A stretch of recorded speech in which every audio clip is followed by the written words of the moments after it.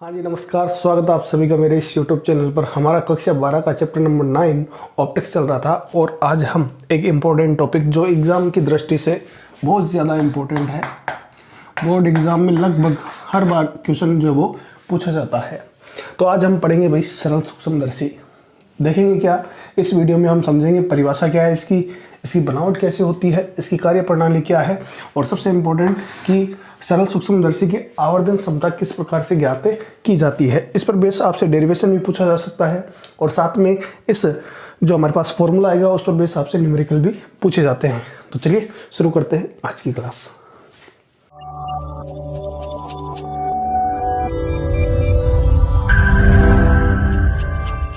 हाँ जी, देखिए नाम से पता चल रहा है सूक्ष्मदर्शी। सूक्ष्म मतलब जो आकार में बहुत ही छोटी वस्तुएं होती है उनको देखने के लिए, दर्शी मतलब दर्शन, यानी छोटी वस्तुओं को देखने के लिए जिस प्रकाशिक उपकरण का उपयोग किया जाता है उसे हम सरल सूक्ष्मदर्शी कहते हैं। ये सूक्ष्मदर्शी दो तरह की होती है भाई, एक तो हम पढ़ेंगे सरल और इसके अगले वाले वीडियो में हम पढ़ेंगे संयुक्त सूक्ष्मदर्शी। दोनों इंपॉर्टेंट एग्जाम की दृष्टि से आपको इसको ढंग से पढ़ना है। इस सरल सूक्ष्मदर्शी को क्या कहा जाता है? सरल आवर्धक कहा जाता है। आवर्धक का मतलब जो वस्तु को बड़ा करके दिखाता है। ठीक है, तो परिभाषा अगर हम लिखना चाहें तो परिभाषा में देखो क्या जाएगा,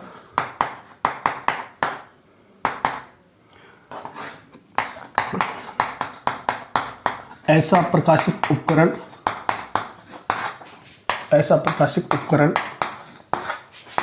जिसकी सहायता से अति सूक्ष्म वस्तुओं को देखा जाता है।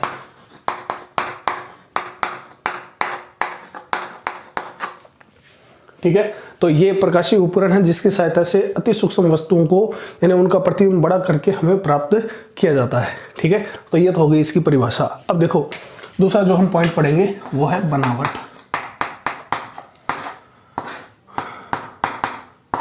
तो देखो भाई ये सूक्ष्मदर्शी जो है इसकी जो बनावट है वो बड़ी आसान है।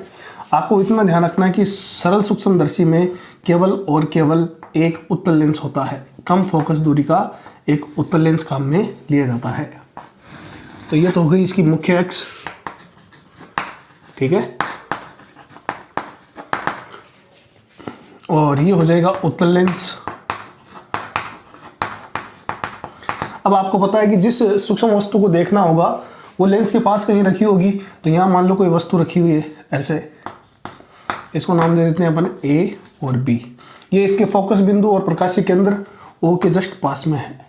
ठीक है, तो मैंने आपको बताया था कि किसी भी वस्तु का प्रतिबिंब तब बनेगा जब कम से कम दो किरण रेखाएं जो वो आपस में काटती हो या काटती हुई प्रतीत हो। ठीक है, और किरण आरेख खींचने के नियम मैंने आपको बताए थे भाई। तो मान लो ये अपने बिंब है, ए बी क्या है यहाँ पर? बिंब। अब देखो एक प्रकाश किरण तो इस मुख्य अक्ष के समांतर आपतित हुई।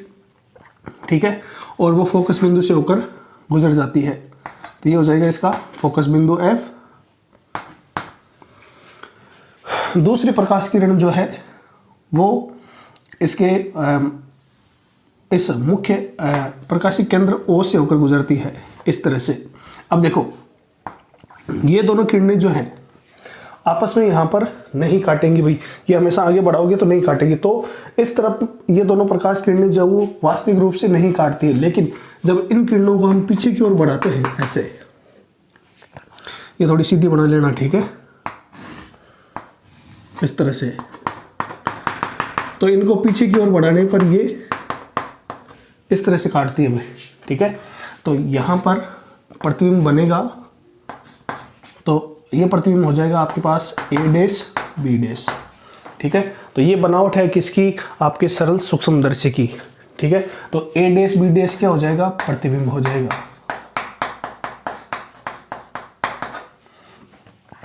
अब देखो यहाँ पर क्योंकि प्रतिबिंब जो है दोनों किरणों में वास्तविक रूप में नहीं मिलती प्रतीत होती है, तो यहाँ बनने वाला प्रतिबिंब जो वो आभासी होगा। ठीक है, सीधा होगा और इस वस्तु से क्या होगा? बड़ा प्राप्त होता है। ठीक है ना, तो ये इसकी बनावट आपको याद रखनी है। तो इसका डायग्राम तो बड़ा आसान है और इसमें कुछ आपको याद नहीं रखना है। अब देखो, इस प्रकाशीय केंद्र O से वस्तु की जो दूरी है वो हो जाएगी कितनी, u, ठीक है। और प्रतिबिंब की जो दूरी है वो आप जानते हैं वो कितनी हो जाएगी, v, ठीक है। ये हम पहले से पढ़ते आए हैं भाई, तो इसको आपको ध्यान रखना है। अब जो आपको दिख रहा है वो लिख देते हैं अपन, ठीक है। तो यही लिख देता हूँ मैं। बनावट में देखो क्या है, तो आप लिखेंगे यहाँ पर आप कि सरल सूक्ष्मदर्शी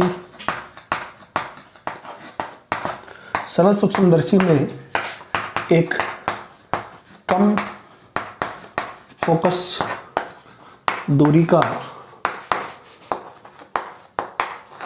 उत्तल लेंस काम में लिया जाता है, ठीक है। तो ये चीज आपको ध्यान रखनी है। दूसरा, वस्तु को लेंस के निकट रखा जाता है,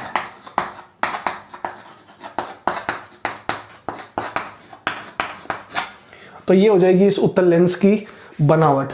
तो परिभाषा हमने देख ली क्या है, बनावट क्या होगी ये भी हमने देख लिया है। अब जो हमें दिख रहा है कि इसके वस्तु को पास रखने से क्या क्या हुआ वो हम इसकी कार्यप्रणाली में लिख देंगे। तो इतना उतार ले, फिर अपन आगे चलते हैं। हाँ जी, देखो इस पूरे टॉपिक में जो सबसे इंपॉर्टेंट चीज़ है वो इसका डायग्राम है, यानी इसके चित्र को आपको अपने दिमाग में रखना है, इसकी प्रैक्टिस कर लेना। इसी के इर्द गिर्द हमारे सारे टॉपिक जो वो क्लियर हो जाते हैं। तो चित्र अगर आपको याद है तो आप आसानी से डेरिवेशन कर सकते हैं, आसानी से इसकी थ्योरी लिख सकते हैं। तो देखो कार्यप्रणाली में क्या है, जो दिख रहा है वही लिख देते हैं। तो यहाँ देखो, जब वस्तु ए बी को उत्तल लेंस के निकट रखा जाता है तो वस्तु का आभासी, सीधा व बड़ा प्रतिबिंब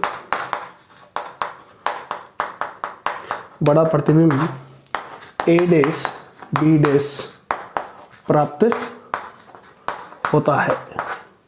ये इसके कार्यप्रणाली में इतनी बात आपको याद रखनी है, ठीक है। तो हमने परिभाषा पढ़ ली है, इसकी बनावट पढ़ ली है और इसकी कार्यप्रणाली भी देख ली है। अब इस टॉपिक का सबसे इंपॉर्टेंट टॉपिक कि सरल सूक्ष्मदर्शी की आवर्धन क्षमता कितनी होगी और उस फॉर्मूले का हम डेरिवेशन किस प्रकार से करेंगे।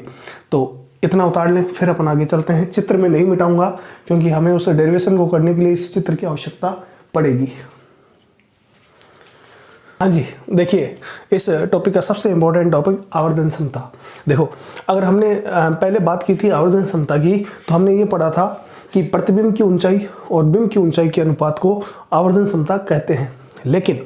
लेकिन जब हम प्रकाशिक उपकरण पढ़ते हैं तो हम आवर्धन क्षमता को एक प्रकार से और डिफाइन करते हैं, ठीक है।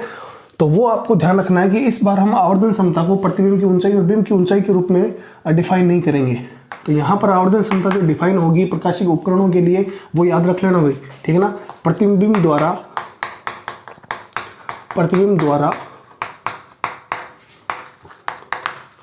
आंख पर बना कोण बटे बिंब द्वारा आंख पर बना कोण, ठीक है। फिर से सुन लेना भाई कि जब हम प्रकाशिक उपकरण की बात करते हैं तो हम आवर्धन क्षमता को एक नए तरीके से डिफाइन करते हैं और वो क्या होती है, प्रतिबिंब द्वारा आंख पर बना कोण और बिंब द्वारा आंख पर बना कोण, ठीक है। तो इस प्रतिबिंब द्वारा बने कोण को तो हम दिखाते हैं बीटा से और बिंब द्वारा आंख पर बना कोण जो है उसको हम दिखाते हैं अल्फा से, ठीक है। ये चीज़ आपको ध्यान रखनी है। अब देखो यहाँ पर ये वाला जो एंगल है ये एंगल होगा आपके बीटा। ये एंगल कितना होगा, प्रतिबिंब द्वारा आंख पर बना कोण जो है वो कितना होगा आपके बीटा। और यहाँ मान लो कोई प्रेक्षक जो है वो इस सूक्ष्म वस्तु को देख रहा है, ठीक है। ये हो जाएगी आंख। तो देखो बीटा तो यहां आ गया, ठीक है। अब ये अल्फा कोण क्या है, अल्फा कोण में हमने क्या लिखा है, बिंब द्वारा आंख पर बना कोण। आपको ध्यान रखना है कि अल्फा तब डिफाइन किया जाता है जब कोई वस्तु को अगर मान लो आंख द्वारा देखना है, वहां पर किसी भी प्रकार का कोई उपकरण नहीं होगा। जैसे मान लो ये आपकी वस्तु है कौन सी, ए बी को देखना था हमें, ए बी, इसका अलग से डायग्राम बनाना भी, ठीक है। इस अल्फा कोण को इस डायग्राम में आपको नहीं दिखाई देगा, वो आपको यहां देखना है। इसे मान लो आप, तो ये हो जाएगा डी दूरी, ठीक है। तो अब आपसे पूछा जा रहा है कि बिंब द्वारा आंख पर बना कोण अल्फा, अल्फा क्या होता है। तो देखो, जब कोई वस्तु रखी हुई हो, कोई उपकरण नहीं हो, बीच में कोई उपकरण नहीं है, सूक्ष्मदर्शी नहीं है, कोई वस्तु रखी हुई है और दूरी कितनी होनी चाहिए भाई, डी होनी चाहिए, कैपिटल डी। अब यहां देखो कि ये कैपिटल डी क्या है, इसे बोला जाता है भाई न्यूनतम स्पष्ट दूरी। यानी हमारी कोई भी वस्तु जो है वो हमें स्पष्ट तब दिखाई देगी जब वो एक न्यूनतम दूरी पर होगी। उससे अगर कम दूरी पर है तो वो हमें वस्तु स्पष्ट नहीं दिखाई देगी, ठीक है। और मानव नेत्र के लिए जो वो न्यूनतम स्पष्ट दूरी का मान जो वो कितना होता है भाई, 25 सेंटीमीटर। यानी अगर आपको किसी वस्तु को स्पष्ट देखना है तो वो कम से कम 25 सेंटीमीटर की दूरी पर रखी हुई होनी चाहिए। अब अगर आपसे पूछा जाए कि अल्फा कोण कब बनता है, तो जब कोई वस्तु न्यूनतम स्पष्ट दूरी पर रखी हुई हो, तो इस वस्तु के द्वारा मानव नेत्र पर बनने वाला कोण वो क्या कहलाता है, अल्फा कहलाता है, ठीक है। तो ये क्या है, वस्तु है, बिंब है, ठीक है। वस्तु द्वारा सीधा मानव नेत्र पर बनने वाला कोण जो है वो क्या कहलाता है, अल्फा कहलाता है। यहाँ कोई भी लेंस जो है वो बीच में नहीं होता है। तो अल्फा को दिखाने के लिए आपको ये चित्र भी साथ में बनाना है। अब देखो, हमारे पास बीटा है, अल्फा है, इसे दे दो आप समीकरण नंबर 1, ठीक है। तो हम क्या लिख सकते हैं भाई, इसी के जस्ट नीचे आ जाओ, m बराबर बीटा अपॉन अल्फा। इसी को हम लिख सकते हैं tan beta upon tan alpha. ये टर्म हम कई बार यूज करते हैं, जब कोण अल्प होते हैं तो tan थीटा को थीटा लिख देते हैं। तो इसलिए हमने बीटा को tan बीटा लिखा है और अल्फा को tan अल्फा। क्यों लिखा है, क्योंकि अपन यहाँ लिख देते हैं क्योंकि अल्फा व बीटा अल्प कोण है, अल्प कोण है, ठीक है। अब देखो, इसे दे दो समीकरण नंबर 2। अब आप tan बीटा का मान निकाल लो और tan अल्फा का मान निकाल लो। तो सबसे पहले हम tan बीटा का मान निकालेंगे। यहाँ देखो, यहाँ एक त्रिभुज तो आपको दिख रहा है a dash b dash o, एक दिख रहा है आपको o a b। तो हम ये त्रिभुज लेंगे छोटे वाला, तो यहाँ लिखेंगे त्रिभुज a b o में tan बीटा बराबर, tan बीटा क्या होता है भाई, लंब बटे आधार। लंब कितना है, AB, तो यहाँ लिख देते हैं AB। आधार कितना है, आधार है BO, तो ये हो जाएगा BO, ठीक है। ये हो जाएगी समीकरण नंबर 3। अब आ जाओ आप tan अल्फा पे। तो वहाँ देखो, इस दूसरे डायग्राम में त्रिभुज ABO में, तो ये तो हो गया आपके पहला और ये हो गया दूसरा डायग्राम। तो यहाँ लिख देता हूँ मैं चित्र 2 से tan अल्फा बराबर कितना हो जाएगा, देखो AB अपॉन D, तो ये हो जाएगा AB अपॉन D, समीकरण नंबर 4, ठीक है। अब देखो m बराबर ये रहा tan beta upon tan alpha, तो 2, 3 व 4 से मान रख दो। तो यहाँ लिख देता हूँ मैं समीकरण नंबर 2, 3 व 4 से मान रखने पर क्या आएगा भाई, m बराबर, देखो tan बीटा की जगह तो हम रखेंगे AB upon BO, AB upon BO, ठीक है। उसके बाद tan अल्फा का मान रखेंगे, तो ये क्या हो जाएगा, AB अपॉन D, ठीक है। तो D तो ऊपर चला जाएगा और AB कहाँ जाएगा, नीचे, ठीक है। तो इस तरह से ये आपके AB से AB कट जाएगा। आवर्धन क्षमता कितनी आई भाई, m बराबर D अपॉन BO, तो ये हो जाएगी समीकरण नंबर 5। अब देखो ये BO जो है ये क्या है भाई, ये वस्तु की इस प्रकाशीय केंद्र O से दूरी है। तो यहाँ पर BO का मान रखने पर BO बराबर, क्योंकि ये इस लेंस से आगे की दूरी है इसलिए माइनस आ जाएगा। तो BO बराबर क्या लिख देंगे, ये आप लिख दोगे BO बराबर -U। तो मान रखने पर, ठीक है। तो ये कितना हो जाएगा आपके पास 5 व 6 से m बराबर d अपॉन माइनस यू। यहां देखो ये जो d दूरी है, ये d जो दूरी है ये भी क्या है भाई, इस आंख के आगे की दूरी है, ठीक है ना। तो ये भी कैसा आएगी, माइनस आएगी। तो d बराबर भी आपको क्या रखना है, माइनस डी रखना। तो यहाँ पर भी माइनस हो जाएगा, माइनस से माइनस कट जाएगा, d अपॉन यू आ जाएगा आपके पास फाइनल आंसर। और ये हो जाएगी समीकरण नंबर 7, ठीक है। तो इतनी चीज़ आपको याद रखनी है कि एक सरल सूक्ष्मदर्शी की आवर्धन क्षमता जो है वो कितनी होती है, m बराबर d अपॉन यू। अब हम इसी के अंदर 2 केस पढ़ेंगे कि जब ये प्रतिबिंब अनंत पर बन रहा हो, ठीक है, और जब ये प्रतिबिंब निकट बिंदु d पर बन रहा हो तब आवर्धन क्षमता कितनी होगी। तो इतना उतार ले, फिर अपन आगे चलते हैं। हमने देखा था कि सरल सूक्ष्मदर्शी की आवर्धन क्षमता m बराबर d अपॉन यू प्राप्त हुई है। अब इसमें भी हम 2 केस पढ़ेंगे। पहला केस है कि जब प्रतिबिंब न्यूनतम स्पष्ट दूरी d पर बनता है, यानी ये प्रतिबिंब जब वो कितनी दूरी पर बन रहा है, d पर, ठीक है।